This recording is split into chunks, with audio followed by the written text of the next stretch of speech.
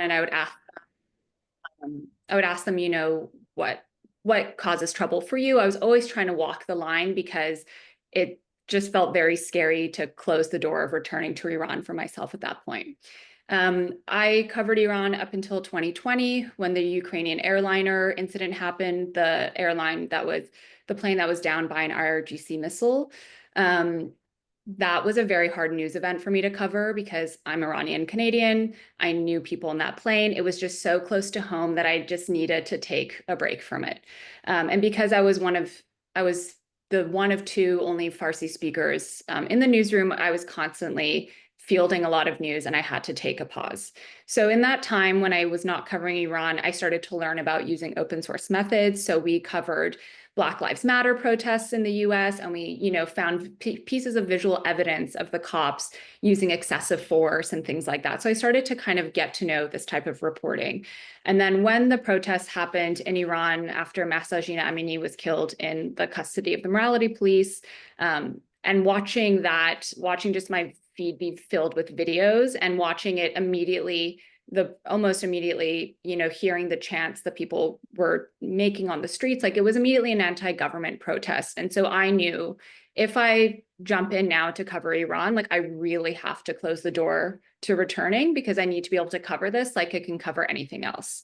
So I made that decision and I just kind of went forward, and it was obviously challenging. But yeah, that's the decision I made. And so the first thing that we did for the protest was we wanted to quickly get a feel of what was happening on the streets. So this is probably like information all of you know, but just with the journalist climate in Iran, there aren't many foreign outlets there. The Post isn't there, the Times isn't there. Even if you are an international reporter based in Tehran, you are minded, right? Like if you have to leave Tehran for a story, you have to get permission. If you're a domestic journalist in Iran, just the level of danger for your job and for your livelihood and your family, like it is just an almost impossible climate to do work safely there. And so when we were seeing these videos come out, like these sometimes very blurry videos were our only real picture into what was going on. And so I felt like it was very precious to archive these and to kind of keep a running tally of them. So the first thing we did was trying to just get something out. And every piece of video that we put out, we have to verify. And so even when I still see videos now and I verify them, it's not like I'm seeing AI deep fakes. More so a video would be shared that I would see like, oh, this is from a previous protest round. So for us to verify the video, we have to know when it was filmed, where it was filmed, and the time as well. And so for most other places, like we would track down the original uploader, but in Iran, the way that videos are shared are through Telegram, through Signal, through WhatsApp, through encrypted apps where even if I found the original uploader, they probably wouldn't have the metadata on their phone anymore. And the way in which a lot of these videos were being shared, because it's very risky to film in protests if you're in Iran. Like sometimes the Basij would come and take your phone and then kind of use that to come and arrest you. So just like even documenting it there is difficult. And so when people have videos they want to share, like a route that they would make is make like a dummy Telegram account, send it to one of the citizen journalist Telegram uploaders with a Telegram channel with 100, 200,000 people, and then it would start to share. So finding the original uploader was near impossible. And so that's why verification was so important. Okay, cool. So I'll just give a quick example of how we did it. Here's one video. This is not the original uploader. It was a video of a woman with her headscarf in the early days of the protests with her hijab burning it and dancing around. And so we had to figure out where was it filmed. And you can see a clue in the background. You can see a little sign. So we just started to research around the video and like what we could find about it online. So we look at this guy's tweet. He's not the original uploader, but he gives us a bit of a clue. I believe it was filmed in the city of Gorgan. And as we look at the video, we can look at the signage. So that's a town hall signage. And then you can also see that there's some type of courtyard. So we just would research like government buildings in Gorgan that would have similar signage. And so we were able to locate it to the old town hall. And then when we looked at it, like the signage matches exactly. So Mm. this is a very speeding through it. Sometimes these videos can take days. I was verifying a video in Zahedan, and I thought to myself, in southwestern Iran, in Sistan Baluchistan, I was like, how many mountains could there be by an overpass? But it's all completely mountainous. So it's like sometimes these videos take a long time to verify. And here's an example of why it's so important to verify them. So this is someone tweeted it out saying, IRGC bases are being torched in Shno in Kurdistan and Iran. And when I played the video, it was like a retail street. I was like, this does not look like an IRGC base. Like, what is happening? And as I slowed it down and watched it, like I saw signage in the background. And something I saw was Sepa Bank. And I was like, well, perhaps the reason why this person made the leap is they saw Sepa. Sepa means IRGC, and they tweeted it out and it was shared 1,000 times. It's like, this is why it's so important, because it like is a big difference to torch an IRGC bank, like a SEPA bank, than a SEPA base, right? So yeah. I don't want to harp on that, but that's why this job is important. And so the next thing we did was we wanted to zoom out beyond just putting like a quick video and think about what level of analysis, what can we give to our readers to help this make sense? And so we did a video analysis looking at, I don't know, dozens of videos, like 40, 50 videos from the first few weeks of the protest, and trying to see what themes we could kind of explore. So the three themes that we explored here were symbols of the state being protested in Iran. So things like Khomeini's poster being torn down, Soleimani's poster being torn down, protesting in front of government buildings. We saw a woman in the lead. So not just, what has now become these iconic images of women burning their hijab, but also like the chants as well. The protest chants we found some that were very women-centric. So a popular, like common protest chant is Mikosham, Mikosham un ke baradaram kosh, like I will kill or take revenge on the person who killed my brother. We heard this chant centering a woman. We heard it as Mikosham, Mikosham un ke khaharam kosht. And so very much centering women, even in the just the verbal expression in these protests. And then we also saw widespread solidarity geographically and ethnically. So geographically, seeing these protests everywhere, like seeing them in Qom and Mashhad and traditionally hardline places, to Kish Island, just really all over the country, and also ethnic solidarity too, with the country being in solidarity with Mahsa Jina Amini, even hearing some Kurdish chants in Tehran. Like these were all very moving things to see. So we verified all of these videos and we did interviews with with analysts that we trust, and kind of like brought that layer to the reporting. And then we did a report on the single deadliest day in the Women Life Freedom protests. This was Bloody Friday, Jomeh Khuni in Zahedan. And so this is where we kind of married open source reporting, video verification with traditional reporting. So we went out to find eyewitnesses, and then the pieces of visual evidence really backed up their statements. So, we had heard from our eyewitnesses that fire was opened while we were praying, and we saw plainclothes officers. And so we found videos that showed that. Like one video that really sticks with me was men with their heads bowed in prayer, and you can hear the like semi-automatic gunfire go off. And then another video that we saw where a man dressed in plainclothes and like shalwar kameez was on the top of a police station holding a rifle. And right next to him is a man in the, light green National Police shirt. So just kind of using those two together, like it kind of creates an irrefutable account. Like it's not just eyewitness accounts, it's not just visual evidence, it's bringing them together for a very strong case.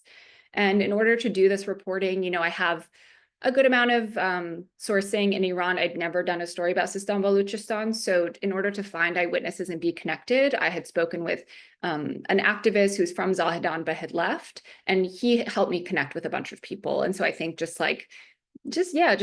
was a very beautiful moment, just in solidarity and reporting on this from fellow Iranians. Like that also was really nice to feel personally in like such a grim moment. And then this was the last story I did for the New York Times. This we looked at ambulances being used to suppress protests. Now, this was something I had heard from a friend of mine who was protesting in Tehran, who said, you know, ambulances come, they come kind of like right in the front of the protest, and then it opens up and these Basij guys come out and they grab us, throw us in the ambulance and take us to be arrested. And so that obviously was really concerning. So I started to look for visuals. And one of our key pieces of visual evidence was a video in Rush that was stopped. The person filming says very clearly, oh, they have someone in there, they're freeing her, get out. And as the protesters stop the ambulance, the guy who runs out is not dressed in an EMT, the traditional uniform. It's very hard to see because it's nighttime, but you can see like a weapon, what looks like a weapons holster on his back, on his belt. So it's very clear this man did not work for the ambulance. And then on top of that, to kind of bring them together, is we found eyewitnesses that had seen this unfold. So once again, kind of marrying those two together. Okay, and then I went to the Washington Post to do the same type of work. And it was nice to be able to continue reporting on the protests. So this story, which came out in February, by this time, I mean, even before then, by December, even the street protests had become less regular in most parts of the country because the government was using its very well-established playbook of mass arrests and scaring people from being on the streets, as if the way that they were killing protesters already wasn't scary enough. So I wanted to go back and look at Sistan Baluchistan because it was the part of the country that was, even in February, still having regular protests. And as a journalist, I feel like the difficult part of our job is like I may only get to know a city, a community, people through the worst day that they experienced. And so Zahedan is one of those, right? That's like a day where about 90 people were killed by the state protesting. And so it felt really good to be able to return somewhere and to tell like a different type of story and to kind of show that, you know, these protests have kept increasing here and here's why. And for this, again, we verified videos where the state was opening live fire on unarmed protesters. And that's very important to document because like with open source reporting, the reason that one of the many reasons I like it is it has a firm lens on accountability. So when we do these stories, we try to identify which units were there, which IRGC units, which national police units are there, what weapons they have, like really making a detailed account of all the evidence that we have so that if there is accountability one day, like this is very clearly in the record. Mm-hmm. And then the last open source story I did was looking at this really grim cycle of violence that was happening. We reviewed 18 cases where there was state violence at mourning events. So at funerals, for people that had been killed protesting, mourners would come, security forces would meet them, and it would turn into another deadly event. And so kind of this like very grim cycle of protest and death kind of continuing on each other. Many of these cases were in the Kurdish region in Iran. And so that's why we have two examples in our story where we were able to like figure out where protesters were, where they were mourning, where they were gathering, and then having pieces of visual evidence showing exactly which IRGC units or national police units had met them there. And then the last story that I did was at the 1-year anniversary of Mahsa Jina Amini's death. This was a story where we looked at, similar to the funeral story, but where we looked at how families whose loved ones were killed during the protests, how they were being suppressed and, you know, arrested, detained, just systemically silenced ahead of the 1-year anniversary. And so this was a traditional reporting piece of just talking to family members. And it was nice. We were able to do an audio episode as well, which felt really good to just platform the voices of our people. So hang on a second. Yeah. Apparently, Hasti, there's some people waiting in the waiting room or in a different Narcissus, waiting yeah, I room. saw your message. Can you tell me where they sent? Because I I just sent forwarded you someone the her link. email. She's a Okay, professor. okay, got it. I will take care of that. Okay, sorry about that, Nilo. I don't know what happened. All good. Yeah.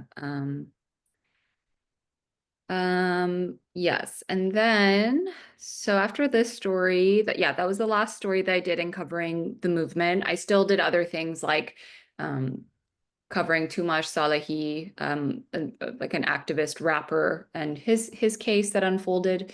But that this was kind of it for covering the movement for the span of a year. And then while I was covering this, I heard from a friend, a journalist friend of mine that I had not heard from for a long time. I had my good friend Fatima Jamalpour. She last time I heard from her was 2020, end of around COVID or just before, and she had to leave Iran. A little bit before that, a year or so before that, because she, like many of my journalist friends, was under pressure from Iran security forces, and it was safer for her to leave the country. So in a hurry for her self-preservation, for her safety, she left. And then she, worked for BBC Persian in London, and we were in contact. And one day she sends me a message in London when she's in London and says, I've learned that my father has cancer. I have to go back to Iran. I'm probably going to be arrested and detained. You're not going to hear from me, but that's because I'm keeping you safe. And that was the last thing I heard from her. And throughout the time, like I would send a message to mutual friends, never heard from her. As the protests were happening, I was really thinking of her, but I was remembering, okay, she said if she's not reaching out, like that's her being safe, just trying to trust in that. And then I got a message from her as the protests were going on, and she said, these days are exciting. I had my last interrogation session with an expert of the Ministry of Intelligence last week. She said that they will take me to jail for about 2 years due to my reports at BBC Persian. But I'm not scared. Something like hope is raising among us. Hope for changes, for women, life, freedom, for visiting you in Tehran soon. All the best, Orbunit Bisham. Which was really beautiful to receive from her. And then she then would tell me what was going on in the protests. She would show me the notes, that these are little notes that when people were in demonstrations, they would hand out notes to each other, notes of encouragement with the slogans on it. And then she talked to me and said that she wanted to write an essay together. And so we'd done this once before where we partly anonymized an essay because, to keep her safe. And so we wrote this essay together for the Paris Review in October, just about like her observations on the street, and essentially setting up what we would do in our book, which was show how to cover a movement, one from abroad, one from inside the country. And then that's kind of how we developed our book, where we look at the Women Life Freedom movement from 1 year from Masa Jinaminist's death.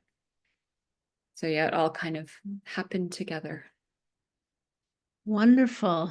I wonder if you could talk a little bit about how it felt to do this reporting, because what I remember was everybody I knew, and myself included, was glued to their phones because there was so much citizen journalism and so much activity on social media that it was really easy to get at least a sense of it, if not accurate reporting information. And I mean, I'm sure you were, you probably lost a lot of sleep during that time.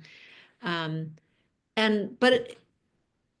it's International Women's Day. We all feel like we were a part of that, at least peripherally, both the enthusiasm, the excitement, the power of these women's activities. And I imagine for you as a journalist and also as an Iranian American journalist, it had a different, different effect on you. And so I wonder if you could talk a little bit about that, because this is the other thing that we know is the idea that journalists are neutral, and we know that they have a hard time being neutral because they're human, but especially if you feel some connection to the issues that you're covering. So I wonder if you could talk a little bit about some. Yeah, I mean, for me, it's such a small sacrifice compared to like what my sisters and brothers were experiencing on the streets protesting, that like my sacrifice was to decide that I really wanted to cover this with as much force that I cover anything, that I'm just going to feel very comfortable about not going to Iran, and that like each story that I published, like I felt like, oh, just so you know, you chose this. So it was difficult for me because, you know, but then I think about like we all have a different role to play in this world. And like my biggest aim, like I hope to be in service to people, hope to be in service to humanity. I hope to platform the voices of Iranians, of anyone who's just like gaslit and not understood. And this provides a platform to do that. And I know like the investigative reporting that we do, identifying exactly who's doing this type of harm, like that's all really important. It was challenging. Like it was really, I don't know, it's like hard. It's hard for me to say like it was hard when it's like, I know, you know, people who like are blinded forever for participating in the protests, you know, like it's like I have a lot of grief of not returning, but I also know it's like small in comparison. خودمو کوچیک نکنم, but that's like really how I feel, you know. But it was really difficult. Like, I just feel like I have been in this pretty intensely covering it. I like happened to be home in Vancouver during that time. And my mom was like, she is at a car nakoni. I'm like, no, actually, like that's not how it works. And so I think they saw the like toll of, and with the time zones, I'm up at weird hours talking to people. And like I've been in it, covering it intensely. Writing this book has been a very intense thing as well, because it brings so much out. That when I saw Secret of the Sacred Fig a couple months ago, which I think was a really beautifully done film, like I almost had to leave because I had seen every video that they, you know, this Iranian film was centered during the protests and uses real videos from the protests. And I had looked and examined these really intensely. I almost had to leave the theater because it was just like too much, too much. But again, these are all like small in comparison. But Camelia, Yeah. you said you had a question. Yes, sorry, didn't know if it was the right time to ask questions. So because I was in Iran at the time when everything started happening, I'm always curious to know how folks outside Iran um, were feeling about all of this and like what they were thinking. So I have two questions. When you find a contact in Iran, like the journalist you mentioned, your friend, and they end up providing you with some sort of information on the protests or anything. Apart from like not using their names in the articles you publish, how else do you protect their identity? And overall, what do you do? Like in journalism, what kind of practices are there that protect the contacts who are on the ground actually experiencing everything firsthand? This is the most important thing for me. And thank you for bringing it up. So the nice thing is most people in Iran already communicate on encrypted apps, which give them an extra level of safety. And so people that I talk to, like when I'm first connected with journalists, like the first thing a journalist will do is put, like they'll start the chat with me in Iran and they'll put like the 8-hour timer or whatever, so that we know our messages are deleting. So like having a communication setup that works for both of us. And that's usually what I do. If it's someone that doesn't, I see they don't have the timer set, like I message them, I'm like, hi, I'm going to turn on the timer for your security, and then I turn it on and make sure that the message is erased, so that if they're stopped, like there's no record of our messages in the phone. And then I tell them as well when we're finished, like delete the first message I sent you without the timer. Like that's really important to me. And I don't identify people at all. I like, yeah, like you know, sometimes my editors are like, no, get their name, first initial, age, occupation. I'm like, that's like too much. That's too much information. So yeah, I try very much to protect with communication. But I mean, the nice thing is because Iranians have had to have VPNs for so long, like there's this cat and mouse game that we've been people in the country have been playing with security apparatus. Is like everyone's already on WhatsApp using these more secure forms of communication, which makes it easier versus some places, if someone's like not like an activist who's linked into protests, like they don't necessarily know. So it's actually a little bit easier in that sense with Iran. The complication comes when like unrest happens, the government shuts down the internet. I don't hear from the person I'm communicating with for a week. I'm freaking out thinking that something has happened to them. So it like, and I have my deleting messages on. I don't want to communicate first because I want them to get back to me when they feel safe about it. So it's just like managing each situation. But it is like the most important question for me. And whenever people, they want to collaborate on stories, like, can you share the source in Iran? I'm like, I'm so sorry. Like, I really can't do that. Yeah. Yeah. And thank you for that. And my second question is, you mentioned how difficult it was for you to actually decide that I'm gonna cover the protests in Iran, and with that, it's like you said goodbye to the potential of going back to Iran. So, I don't know how serious this is in the States because sometimes I get to hear stories like if you publish Yeah. anything like in academia, anything about the government or anything basically that is threatening to them, they basically either find you in the States and they start causing problems for you, or they might hurt your family back home one way or another. Now, I don't know how much of this is true, but I guess I'm asking these questions because I'm th developing projects for my dissertation, and sometimes I don't know what's safe and what's not. So how is it in your perspective? Like, how dangerous is it? Like, if I do what, I will make myself a target. Um, yeah.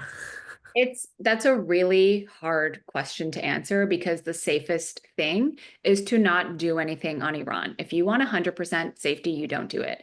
And at the Mhm. same time, like that's how authoritative regimes win, right? Is by like this fear that you and I live in, like really palpably, like that's how they're winning.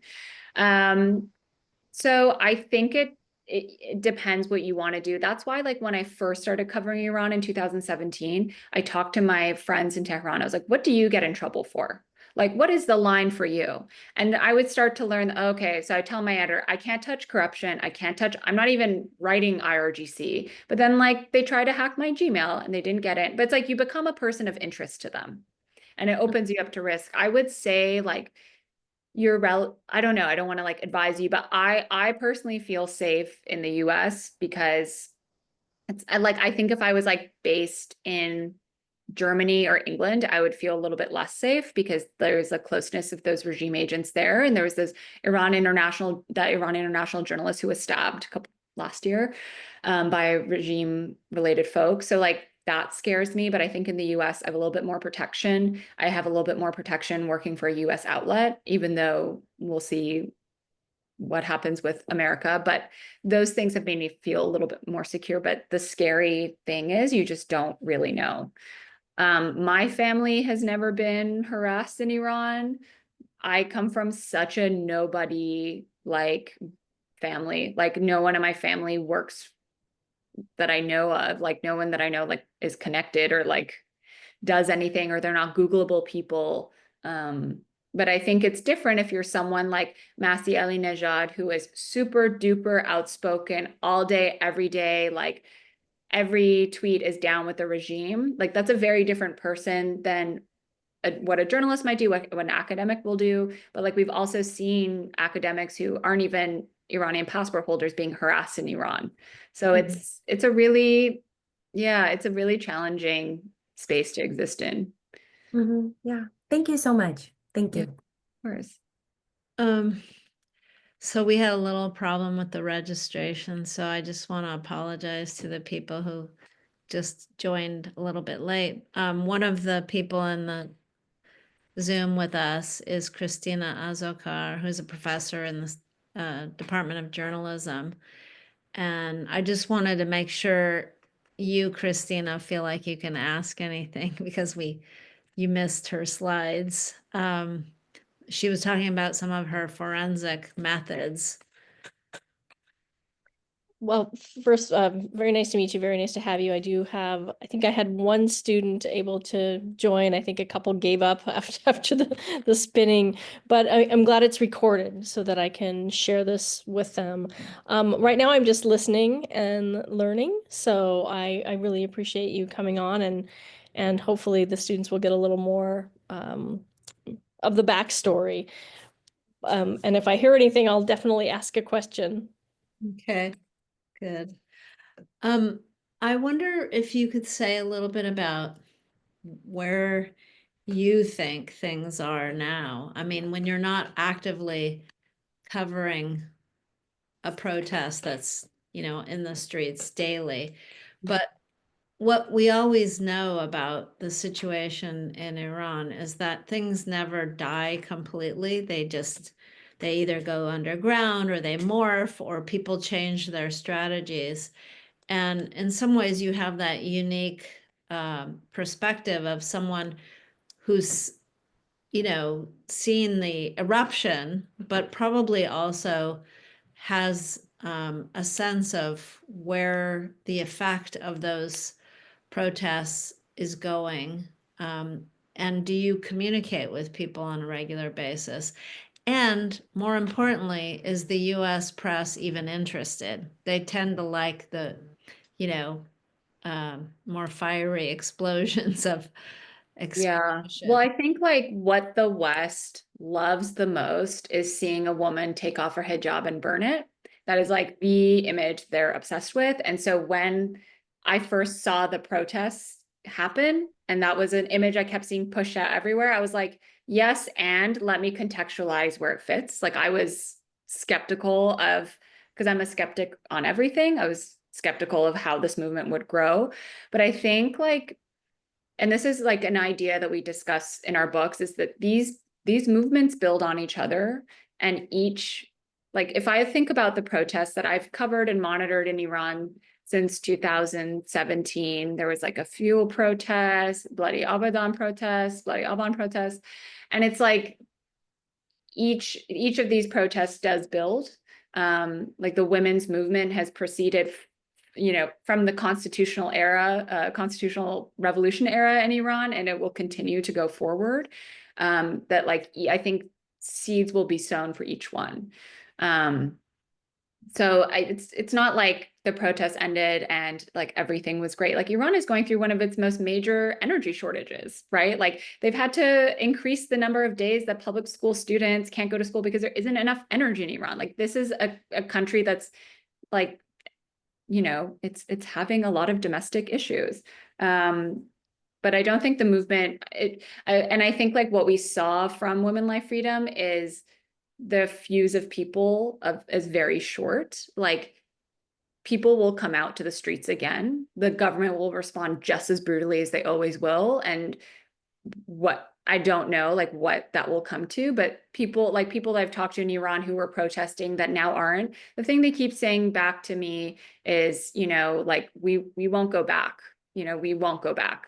So like even the small thing of like, yes, you can't do this in other places, but like seeing my friends send me pictures of like women with their hair out in Tehran, like that's a small win. And yet people are still getting attacked by the morality police. It hasn't gone away. But it's like the society will continue to push back because the revolutionary government really has no mandate from the majority of people. Like the majority of people are harmed living under this system, right? But it's just like seeing when and how a spark will happen. But I do believe it's there. Like it hasn't died out. It's not like society has really gotten nominally better since the movement. Maybe I could follow up with like, do you actively keep some journalists or citizen journalists? I mean, however you like, do you keep in touch with people there in the event that something does happen that will be noteworthy to a US media outlet? And Yeah. okay. Yeah, like there's like citizen journalist accounts that I follow. There's a couple admins that I'm in touch with. And I always just follow the news and see what we can do. There's times where it's not unrest or a protest, but I'll still write about it for the paper, for example. But just the protests lend themselves to a visual investigation because there's this visual material to work with. Can you tell us a little bit about Fatima? Because I'm aware that now or maybe you said it, she can't go back to Iran. Yes, so she, what is time? 2023. In the summer, as we were getting nearer to the 1-year anniversary of Gina's death, everything was just like journalists were being harassed. The families of loved ones who were killed were being harassed. Fatima was increasingly worrying for her safety. And so and this was at the time where we were writing the book, and we found secure ways to write with each other.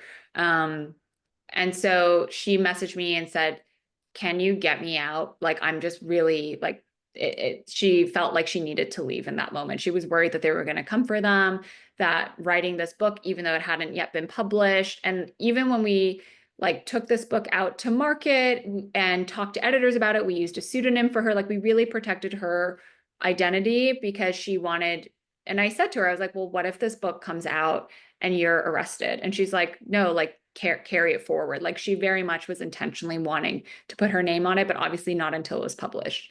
So in about August or so, 2023, she wanted to leave. I was able to get in touch with people that I knew and get her a road out of Iran. So she went and stayed with my friends in Turkey, and waited there for her visa to process to come to the US. And then that came in October, and she was able to come to New York. I think it was November or December of 2023. So I picked her up at the airport. It was very emotional. She stayed with me and some of my friends, and then she's been doing a fellowship at the University of Michigan since she went there in the summer. It started this academic year. So she's here now, but in Michigan. Okay. Who's publishing your book? It's Pantheon, which is a imprint of Penguin Random House. Okay, great.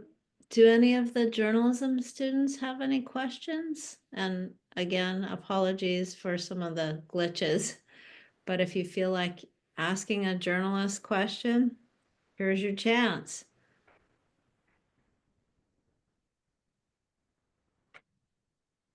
I'll ask about the book again.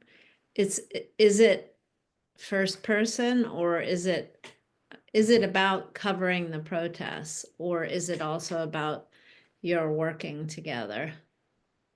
So we write, there's some sections that I write, some sections that she writes, and then there's times where we co-write.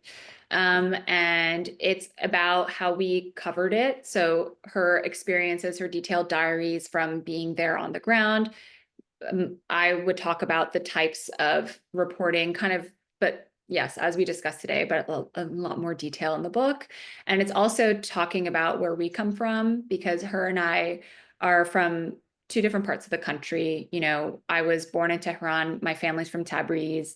My dad's first language is Azeri Turkish. Like, that I come from a very like Torka Tabrizi family. And she comes from Masjid Soleiman in Khuzestan. She comes from a different family. And so kind of, because it's also like, sometimes I'm like, God isn't real. And then I think about how we met. I'm like, maybe he or she is, because I was introduced to her years ago. She was in the US doing her second master's, and she was studying at Northwestern. She had a fellowship at the UN.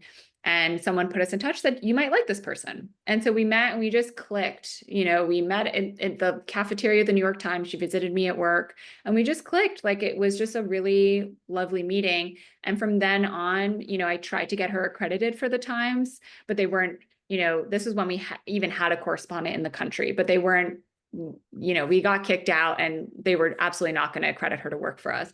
So we just kind of stayed in touch. Like, I think, you know, journalism is so much more than a job. It's very much like an identity and like a way to move through the world. And it's a community. So we really connected because of our work and because of the life path we had chosen. So we had a very strong connection from the beginning. That did give me to think about a question and something that we talked to our students about, and some of the students who are in my class now might not be journalism students. It's a general ed class called cultural diversity and media. But one of the things that we're often concerned about is cultivating sources and not just being a drop-in journalist, cover it and leave.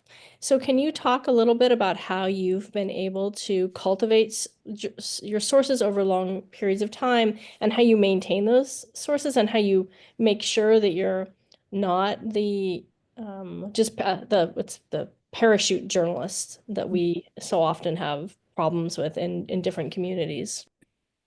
Yeah, I think being a part of the community is, a twist of luck. But I still have to, I don't know, the way I go through life is I'm just like very honest about who I am, where I come from, because I'm Iranian, but I didn't grow up in the country, so I can speak fluently, but I have an accent. And so I was just like very real about who I am, what I wanted to talk to you about. Here's what I don't know. Can you talk to me about this? And just like being really upfront with people. Like I never want anything I publish to feel like a surprise to the people who've given me their time and risk their safety to talk to me. So like before any time a story publishes, I'll call whoever that's spoken to me and I'll say, okay, here's exactly what's appearing from you. This quote is coming from you. I said this. Okay, like, are you okay with it? Just like making sure that it's it doesn't feel transactional, like we're both offering parts of ourselves, like they're offering their experience and I'm offering my honesty and transparency, and like also like because I care, and I think that comes through. Like there's a reason that I cover Iran, even though it's challenging. It's like I deeply care about where I come from, and I'm very cognizant of the fact that there's a language barrier. Like you have to be able to be a Farsi speaker to interview most people in Iran. So yeah, like I'm just like very real that like I care about it. And as well, like it's always, it's can be challenging to get a newsroom to pay attention to Iran if it's not like an American flag is burning or something, right? So it's like also knowing how to navigate a room of people that have no interest in Iran and telling them why it's important and like why this is of the interest of our readers. Can you actually talk a little bit more about that? How you have been able to convince these stories to be told to seemingly often people who may not care or don't think it's important. And I think this happens a lot in marginalized communities, and is that the stories that come from our cultures are not seen often by the outside as being legitimate stories. And so then trying to pitch that story to an editor, it's like, why is my audience going to care about that? Why should they care about that? Yeah, I think, there are a lot of pains I felt because I immigrated at such a young age. I was dropped in a primarily white community. I was the first Iranian person many people have met, but that really taught me how to move around whiteness, and how to be able to know how to like speak that language, essentially, like not code switching, but like, okay, what is your interest as my white male editor? Thinking about the reader. So like I did a story about how Trump leaving the nuclear deal really affected Peugeot car manufacturing, which is not an easy sell of a story. But I was just like, hey, Iran is a country of 85 million people. It's an urbanized country. There's 12 million people driving in Iran and Tehran alone. Like Peugeot said that this was its biggest market. And like, why are we ignoring this? Like really like just being really persistent and really thinking about your reader and why this can matter to the reader. And like also like pushing back and making people uncomfortable when it's, you have to figure out like when it's time to push an editor, but like it's important to be like, hey, respectfully, this is your blind spot, right? And like that's what I'm here to figure out for you. No problem. Like allow me to do it. You have to, everyone has their tricks, but that's how I do it. There is a question from Angela in the chat. Should I read it? Yes, please. Okay. Angela asked, what drove you to explore journalism as a career/identity? I don't know, Angela. I am sick. It is the only thing I've ever wanted to do since I was 4. There is pictures of me as a toddler wearing a tape recorder, and I would interview members of my family for stories. I don't remember this, but my sister said I used to type up newsletters. Like, I don't know. Like, that's the only thing I've wanted to do. And I know one of my family's a journalist. It's just like, what a like privileged job we have. Oh, I just get to call smart people who know things about the world that I have no idea and ask them to explain it to me and then glean something from that and write this. Like, what a privilege. But yeah, I don't know what drove. It's just kind of has always been there for me. What other beats do you have besides Iran? So I'm covering the West Bank right now. And what else? I covered Gaza quite a bit last year. We talked about it briefly, but we used satellite imagery to show the destruction of the agriculture in Gaza. I covered settler attacks in Gaza or in the West Bank. What else have I covered? Oh, I just did a big project that we started in mid-June and it published in December. And it was an investigation into Native American boarding schools in the US. And we also used open source reporting for that, which was very cool, very fun. But that was like many months long thing. But yeah, that was really cool to work on. There's another question in the chat. Gay has asked, do you have any updates on Tumar Salehi? Yes, the last I had heard is his execution sentence was taken away, and he's been posting on Instagram, so you can follow him, but he is out. I don't know how free he is. I know from my sources, people that know him, like he does not want to leave Iran. Like I think he will, like he's very committed to staying, and so we'll see if the authorities care. But no, he was not executed. He was released and he's posting still and being very active.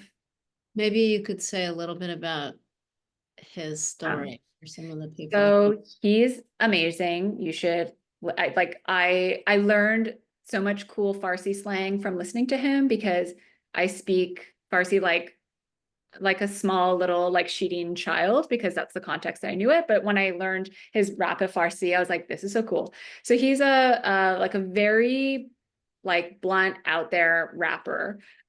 His first song was Surah Mush, where he was like calling out like everyone what was this, like 2016, 2017? It's from a few years ago, but he was basically made a list and made a music video and like put the images of people that he's like, all of you like that are colluding with the regime, like go hide in a little rat hole because like we're coming to find you. Like it's very intense and it's really cool and he has amazing flow. He's been a political rapper during the Women Life Freedom movement. He put out amazing songs of the movement. I think, are they on Spotify? They might be. They're definitely on SoundCloud. But he is a very high profile rapper. And while the protests were happening, he was making music videos, and he's like, oh, I'm here, and I'm like directly addressing the whole system that's killing our sisters. Like it was super bold for him to do that. And so he was grabbed and he was, can't exactly remember the timeline, but he was taken and no one knew where he was for a bit. He was like very much physically and psychologically tortured and abused. He came out, he made a video about his abuse, which again is so bold, knowing that as soon as I come out and say how badly I've been abused, they're going to grab me again. They also used him in regime propaganda of like showing his swollen face and making him do a forced confession. Like he was really trotted out in a very nasty way by the regime.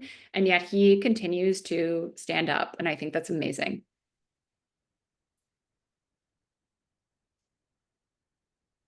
Oh, Hasti put a link if you want to hear his rap songs or a particular rap song. It's in the chat. Yeah, he's amazing. And he's very like, he's just like, I don't know. But I'm also like, after seeing the Bob Dylan biopic, I was like, don't date an artist. I was like, this guy is just cool. Like he like really plays with his identity and he comes from a Bakhtiari family, like an ethnic minority. Like he put a picture of his Instagram of like on a horseback holding a rifle, which is like like a slice of Bakhtiari culture. Like he's just like cool in himself, and the authenticity and his boldness come through his work. Any other questions from some of the folks in the audience? Are you doing any readings? Because I missed the beginning and I'll watch the recording, but what is your tour trajectory? It is, oh, sorry. The book is coming out in September, I think it'll be around the 3-year anniversary of Masajina's death. And I'll know the tour schedule a little bit closer too, but I'll definitely get in touch when I know. But yeah, like definitely plan to do some readings, and I think it's good. I'm proud of it, but it's pretty intense to write a book. Can I ask a little question about this moment for journalism in the US? Because, you know, it seems to be, as we discussed at the beginning, there's like an implosion everywhere you look. But one of the places that Trump and his cadre of cohorts have sought to attack repeatedly in the first administration and then throughout the years after, and now this most recent decision that he's going to handpick who gets to go to press conference. How do journalists cover stuff when there's also an effort to both undercut and derail some of the mechanisms by which we've historically both gotten reporting on news, but also distributed news? Yeah, I mean, I think so. You're right. Like something we would have done in a previous administration, put a freedom of information request for body cam footage or like that. We just know that that's probably not going to come back. So I think like I don't know, we cover this administration by just doing our jobs, which maybe sounds cheesy, but it's like having the resilience to come in and work even when it can feel very loud. What else? And I think like when we think about how to reach people, finding people where they are, it's like we've done we have a pretty robust like TikTok channel at the Post, which definitely is a different audience, and we kind of do our storytelling, very native to that audience. So yeah, just thinking about how to connect with people on different platforms. But I think like the most important thing we can do is to just keep showing up and keep doing our work. Okay. Any other questions or comments? When is your book gonna come out? Any like estimates of the date?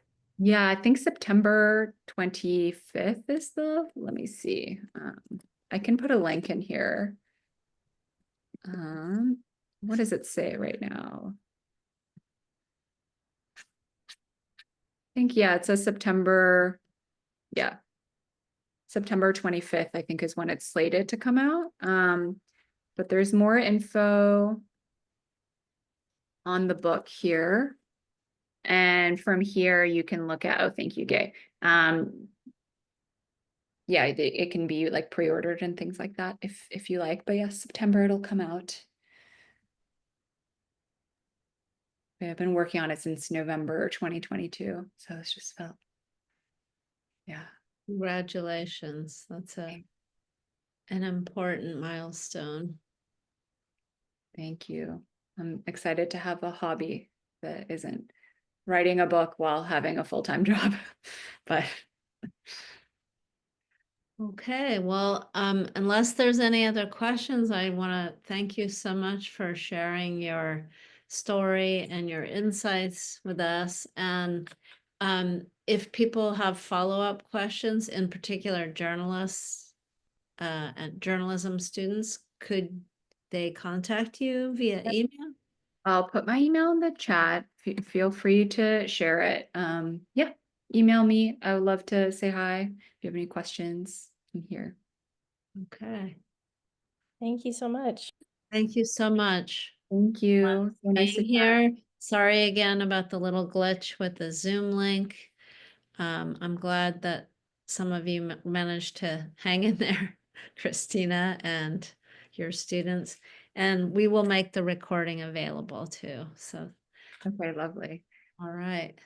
Thank Have a you. wonderful Take care. afternoon, evening. Thank you, Nilo. Thank And you. take care. Bye. Thank you. Bye, everyone.